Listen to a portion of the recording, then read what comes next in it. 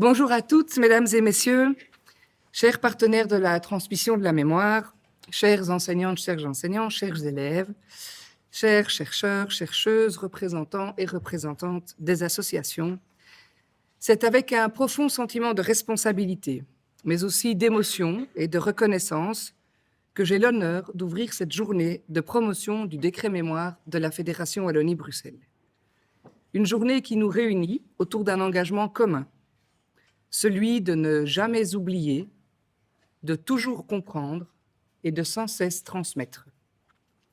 En 1994 déjà, notre fédération faisait un choix courageux et visionnaire, la création de la cellule de coordination pédagogique démocratie ou barbarie. C'était dans un contexte de montée des extrémismes et à l'occasion du 50e anniversaire de la libération des camps. Ce choix affirmait déjà une conviction profonde. L'éducation est notre meilleure défense contre le retour de la haine. Car enseigner l'histoire, ce n'est pas seulement raconter le passé. C'est donner aux jeunes les clés pour comprendre le présent et pour construire un avenir libre et solidaire. C'est rappeler que la démocratie, les droits humains, la justice et la paix ne sont jamais définitivement acquis.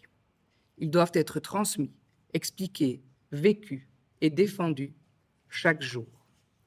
C'est dans cet esprit qu'est né en 2009 le décret relatif à la transmission de la mémoire des crimes de génocide, des crimes contre l'humanité, des crimes de guerre et des faits de résistance. Un texte ambitieux, modifié en 2017 et tout récemment en 2024, qui incarne pleinement les valeurs de la Fédération Wallonie-Bruxelles. Le décret mémoire, c'est la volonté de donner sens à la mémoire, en la reliant à l'éducation, à la citoyenneté et à la démocratie.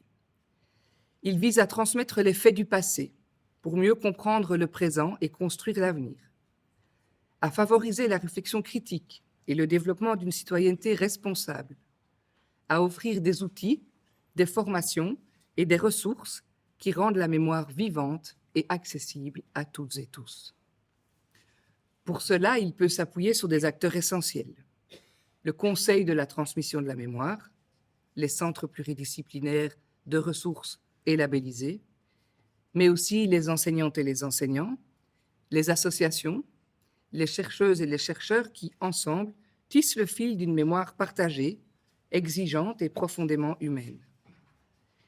L'édition de cette journée de promotion, que la modification du décret en 2024 rend désormais biennale, met en lumière un thème essentiel: la résistance face aux régimes qui ont suscité des crimes de génocide, des crimes contre l'humanité et des crimes de guerre. Résister, c'est dire non. Non à la barbarie, non à l'injustice, non à l'effacement des consciences. C'est un acte de courage, mais aussi d'espoir, celui de croire en l'humain, même dans l'obscurité la plus totale. Tout au long de cette journée, nous allons redécouvrir des figures de la résistance, souvent méconnues, parfois oubliées, mais toujours inspirantes. Nous aurons le privilège d'écouter 4 historiens de talent. Romane Carmon, qui parlera d'Yvonne Neve-Jean, directrice de l'ONE et résistante engagée dans le sauvetage des enfants juifs.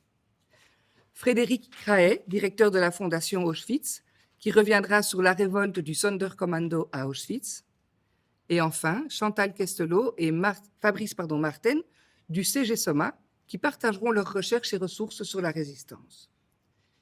Mais la mémoire ne vit que si elle se transmet. Et c'est pourquoi cette journée rend hommage à toutes celles et ceux qui, sur le terrain, portent cette mission avec passion. Nous aurons le plaisir de découvrir les projets portés par le Centre pluridisciplinaire MNEMA à travers En marche vers notre histoire, par le Centre communautaire laïque juif David Suskind avec les disparus de Gatti-de-Gamon, et par la SBL Amis Entends-tu, qui nous rappellera, avec Gustave Masset, résistant à 18 ans, que l'engagement des jeunes est plus que jamais d'actualité. 3 autres initiatives soutenues dans le cadre de l'appel à projet extraordinaire 2025 témoigneront de la richesse et de la diversité des approches.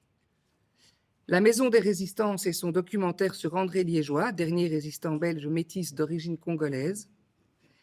Les élèves de l'Athénée royal Rixens-Sarouavre qui partageront leur voyage mémoriel au camp de Strukhof-Natzwiller. et l'ASBL Mémoire, Culture et Transmission avec son exposition sur les résistances à Molenbeek-Saint-Jean. Cet après-midi, le Salon des Centres à la bibliothèque du ministère permettra à chacun de rencontrer, d'échanger, de découvrir les expositions, dont Spirou dans la tourmente de la Shoah, réalisée par le Mémorial de la Shoah de Paris et nouvellement acquise par la Direction Citoyenneté, Mémoire, Démocratie, afin de circuler dans nos écoles. Et pour conclure cette journée, nous aurons l'honneur d'accueillir Adolphe Nissenolk, qui interprétera Mère de guerre, une œuvre poignante sur la mémoire des enfants cachés pendant la Seconde Guerre mondiale. Un moment d'émotion et de recueillement, mais aussi de transmission, encore et toujours. Transmettre la mémoire n'est pas un devoir du passé, c'est une responsabilité du présent. C'est le socle de notre démocratie, le ferment de notre humanité. Chaque enseignante, chaque enseignant, chaque historienne, chaque historien, chaque élève, chaque citoyenne, chaque citoyen qui s'engage dans cette mission contribue à bâtir une société plus juste, plus lucide et plus solidaire. Je tiens enfin à remercier chaleureusement l'ensemble des partenaires institutionnels, académiques et associatifs, ainsi que les équipes de la Direction Citoyenneté, Mémoire, Démocratie, pour leur travail remarquable. Vous incarnez la volonté de notre fédération, faire de la mémoire un levier d'émancipation et de citoyenneté. En ouvrant cette journée, je formule un vœu, que ces échanges, ces savoirs, ces témoignages nous rappellent combien il est essentiel, aujourd'hui plus que jamais, de résister à l'indifférence, à la banalisation du mal, à la tentation de l'oubli. Car résister, c'est aussi transmettre.